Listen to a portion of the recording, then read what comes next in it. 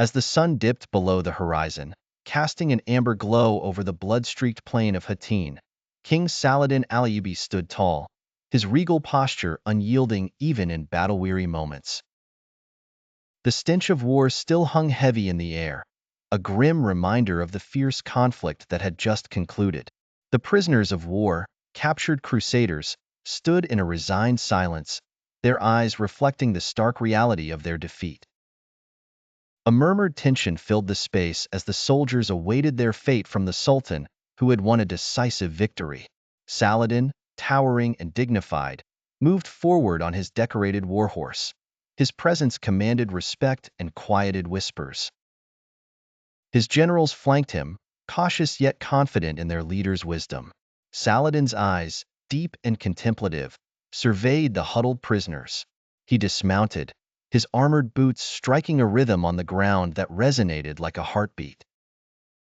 In the Sultan's gaze, there was no trace of malice, only a profound understanding of the cost of war.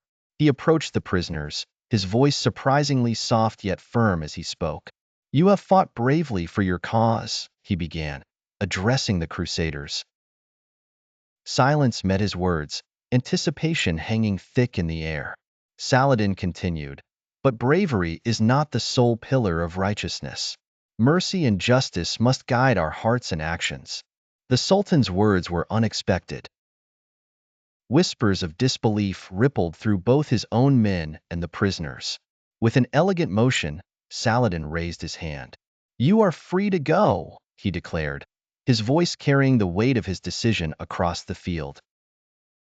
The words hung in the air, sinking in slowly as astonished expressions met his gaze.